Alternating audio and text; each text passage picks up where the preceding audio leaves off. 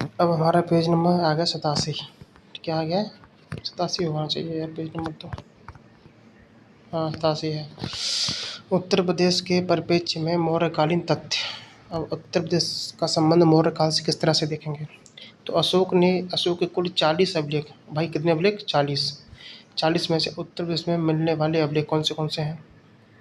40 अभिलेखों में से उत्तर प्रदेश में कौन से अशोक के अभिलेख हैं भाई?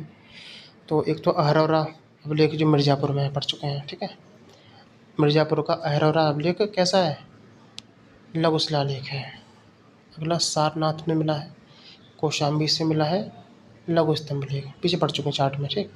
मेरठ व टोपरा से स्तंभ लेख मिले हैं, वो भी खिजराबाद सहारनपुर से। तो फिर से देख लेते हैं एक बार। अशोक के 40 अभिलेखों में से उत्तर प्रदेश से मिलने वाले अभिलेख कौन से हैं? तो मिर्ज़ापुर का अहरौरा लघु शिलालेख, जो मिर्ज़ापुर से जो मिला है हमको अहरौरा जगह से, लघु शिलालेख है वो। सारनाथ और कौशाम्बी का लघु स्तंभ लेख है। मेरठ व टोपरा ये स्तंभ लेख है, वो खिजराबाद सहारनपुर से मिला है, ठीक है। सारनाथ स्तंभ बनारस के निकट सारनाथ में स्थित है और सारनाथ स्तंभ लेख के शीर्ष पर बने सिंह की आकृति को भारत सरकार ने भारत के राष्ट्रीय चिन्ह के रूप में 1950 में स्वीकार किया। यह स्तंभ लेख एकाश्म पत्थर से निर्मित है, याद रखना। जो सारनाथ के ऊपर जो शेर बना हुआ है उसको भारत सरकार ने राष्ट्रीय चिन्ह के रूप में स्वीकार किया 1950 में, और यह एकाश्म पत्थर से बना है। नेक्स्ट, टोपरा और मेरठ स्तंभ लेख को फिरोज तुगलक ने दिल्ली में स्थापित किया था।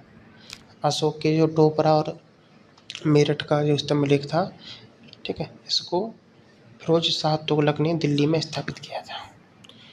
कौशाम्बी में जो स्तंभ लेख है इसको अकबर ने प्रयाग किले में स्थापित किया। देखो, फिरोज तुगलक आया, टोपरा और मेरठ के स्तंभ लेख के लिख के दिल्ली में स्थापित कर दिया। फिर आया अकबर, अकबर ने कौशाम्बी स्तंभ लेख को लिया और प्रयाग में स्थापित कर दिया। नेक्स्ट, उत्तर प्रदेश के परिप्रेक्ष्य में अब गुप्तकालीन तथ्य देखेंगे। गुप्तकाल का क्या संबंध है यूपी से? गुप्त वंश के संस्थापक श्रीगुप्त। चंद्रगुप्त प्रथम गुप्त वंश का प्रथम प्रतापी राजा था जिसने मगध की सीमा को काशी और कौशल तक बढ़ाया। कोई पूछे वो उस प्रतापी राजा का नाम बताइए जिसने मगध की सीमा को काशी तक और कौशल तक बढ़ा दिया था। उसका नाम था चंद्रगुप्त प्रथम। चंद्रगुप्त प्रथम के पुत्र का नाम क्या था? समुद्रगुप्त, जिसको भारत का नेपोलियन कहते हैं, ठीक। तो समुद्रगुप्त के उत्तरापत व दक्षिणापत अभियान को प्रयाग प्रशस्ति में वर्णित किया गया है। चंद्रगुप्त प्रथम का जो पुत्र था समुद्रगुप्त, इसके उत्तरापत अभियान को प्रयाग प्रशस्ति में वर्णित किया गया है, ठीक है। और याद रखना, उत्तरापत के 12 राज्यों में से 4 उत्तर प्रदेश में है। नेक्स्ट, समुद्रगुप्त का भी पुत्र हुआ था चंद्रगुप्त द्वितीय, जिसे विक्रमादित्य कहते हैं। समुद्रगुप्त के पुत्र चंद्रगुप्त द्वितीय विक्रमादित्य के शासनकाल को गुप्त काल का स्वर्ण युग कहा जाता है। नेक्स्ट, गुप्त काल में मंदिर कला का विकास हुआ। भाई बहुत मंदिर बने थे। उत्तर प्रदेश के प्रमुख गुप्तकालीन मंदिर देख लेते हैं। एक है भीतर गांव का मंदिर जो कानपुर में है, ठीक। नेक्स्ट, कहोम मंदिर देवरिया में है और देवगढ़ का दशावतार मंदिर ललितपुर में है। मंदिरों की पंचायतन शैली का भी विकास इसी काल में हुआ, गुप्त काल में। 5 जैन तीर्थकरों की मूर्ति वाला मंदिर भी उसी से कहते हैं कहोम मंदिर। कहोम मंदिर कहाँ पे है? देवरिया में।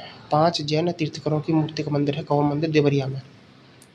हुड़ों के प्रथम आक्रमण की विफलता का उल्लेख भी भीतरी स्तंभ लेख में गाजीपुर से प्राप्त होता है। हुड़ों ने जो प्रथम आक्रमण किया था भारत पर, उसकी जो विफलता हो गई थी, इनका जो वर्णन है भीतरी स्तंभ लेख में है, गाजीपुर में। धमेक स्तूप पूर्ण रूप से गुप्त काल में बनकर तैयार हुआ। धमेक स्तूप को गुप्त काल के लोगों ने बनाया था। नेक्स्ट, अब दिल्ली से उत्तर प्रदेश का संबंध देखते हैं। दिल्ली के सिंहासन पर कुतुबुद्दीन ऐबक के बैठते ही गुलाम वंश का प्रारंभ हो गया। गुलाम वंश का प्रारंभ कुतुबुद्दीन ऐबक ने किया था दिल्ली के सिंहासन पर बैठकर।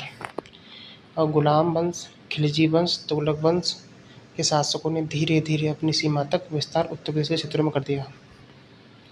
फिरोजाबाद व जौनपुर की स्थापना किसने की? तुगलक वंश संस्थापक फिरोज तुगलक ने कराई।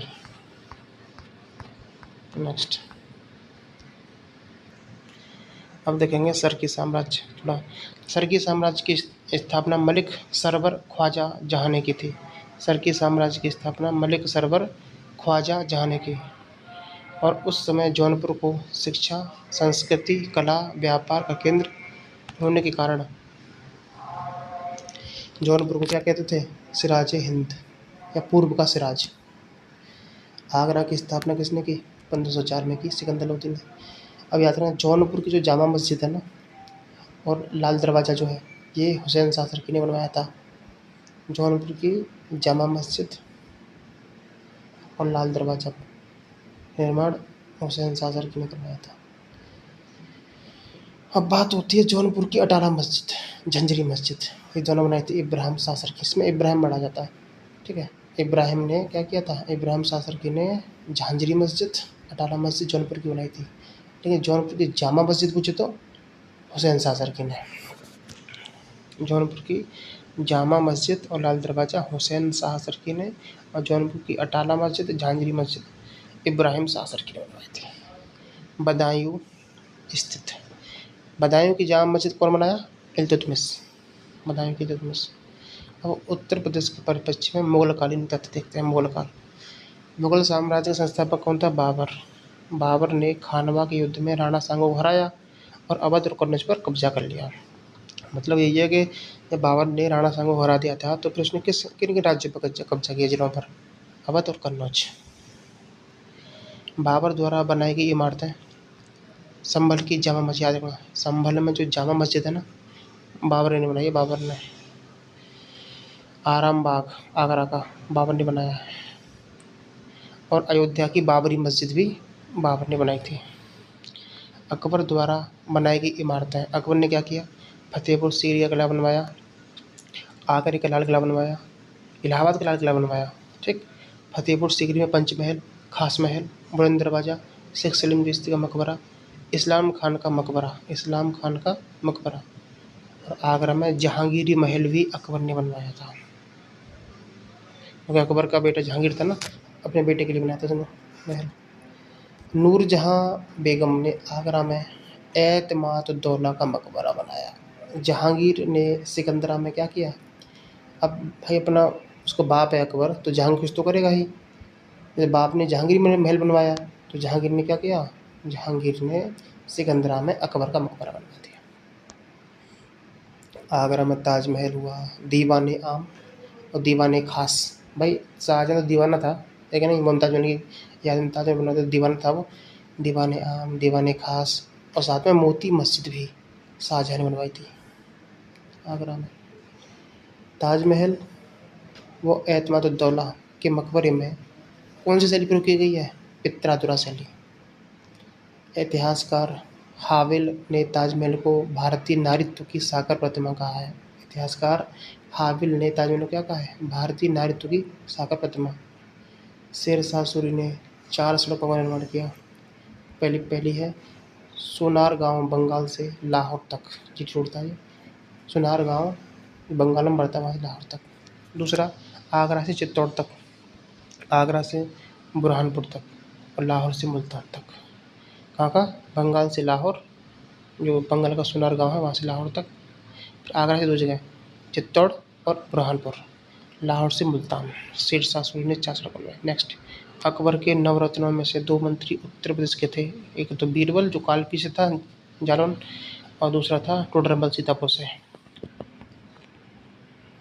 टोडरमल का जन्म कहाँ हुआ था? सीतापुर के लहरपुर में हुआ था। अब देखेंगे 1857 क्रांति में उत्तर प्रदेश का योगदान। याद रखना 10 मई 1857 को प्रथम स्वतंत्रता संग्राम की मेरठ में प्रारंभ हुआ। मेरठ से कब प्रारंभ हुआ? 10 मई 1857 से। मंगल पांडे को फांसी दी गई 8 अप्रैल 1857 को, ठीक है।